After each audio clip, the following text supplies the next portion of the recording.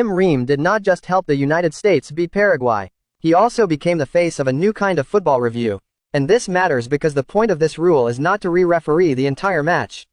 It is much narrower than that. It is designed to stop the wrong player from carrying the punishment.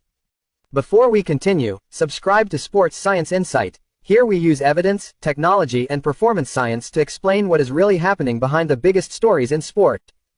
Show a yellow card being corrected through a VAR monitor. In the USA vs Paraguay match, Ream was initially cautioned after Miguel Almiron went down. But after review, the yellow card was removed from Ream and shown to Almiron for simulation. That is the perfect case study for this video, because it shows what VAR can do very well, and what it still cannot solve. This moment went viral because everyone understands the emotional side of a wrong card. A yellow card is not just a small administrative note. In a World Cup group stage, it can change how a defender plays, how aggressively a team presses, and whether a player becomes vulnerable to suspension later in the tournament. Shows social media reactions, a referee raising a card, and players protesting. The Guardian reported that this was the first World Cup example of the amended mistaken identity review being used in exactly the kind of situation it was created for. That is why the story is bigger than one referee decision. It is a live demonstration of a new boundary for VAR. The key point is this: the rule is narrow. The IFAB VAR Protocol allows intervention for mistaken identity when the referee shows a yellow or red card but clearly penalizes the wrong player. But this is not the same as reopening every cautionable incident. Who was punished? Not every foul debate. In other words, the review is about identity. It asks, did the referee give the card to the wrong player? It does not mean every tackle, every dive, every contact point, or every emotional complaint automatically becomes a full VAR review. That narrowness is important. Without it, VAR would become a constant interruption machine. With it, the system targets one of the most avoidable errors in football, punishing the wrong person. This is where technology becomes interesting. VAR is stronger when the question is factual. Who committed the act? Where did the incident happen? Which player was shown the card? Was the restart category wrong? Those questions are easier to support with video evidence. But football also has judgment questions. Was the contact enough? Was the action careless or reckless? Was the player simulating? Did the contact meaningfully affect the opponent? Those questions are not pure geometry. They involve interpretation. Split screen. Factual checklist on one side, judgment questions on the other. So the lesson from the Ream case is not that technology removes debate. The lesson is that technology is most useful when the task is narrow, rule-bound, and evidence-rich. Research prototypes in automated refereeing point in the same direction. Held and colleagues described multi-view systems that use synchronized camera angles to improve foul event characterization. That makes intuitive sense. A single broadcast angle can hide contact, timing, or body position.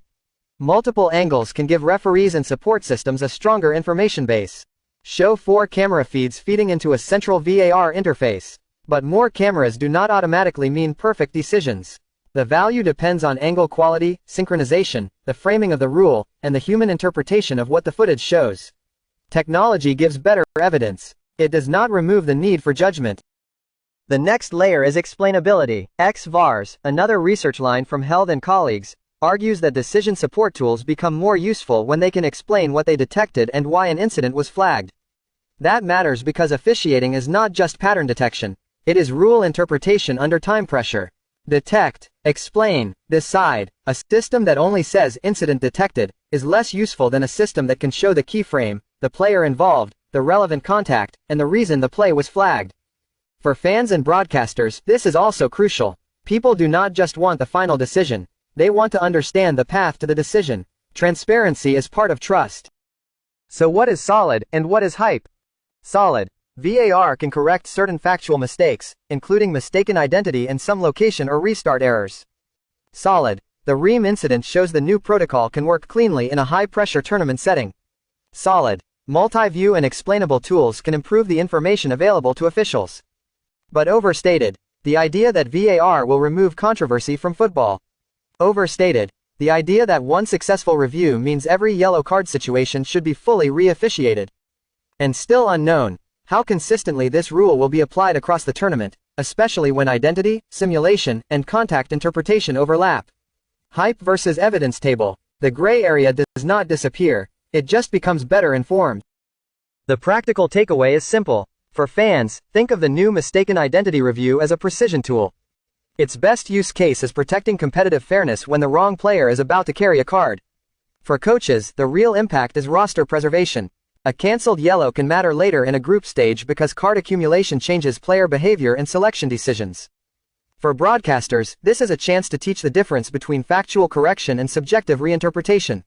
VAR monitor on the pitch, clean bottom right avatar area.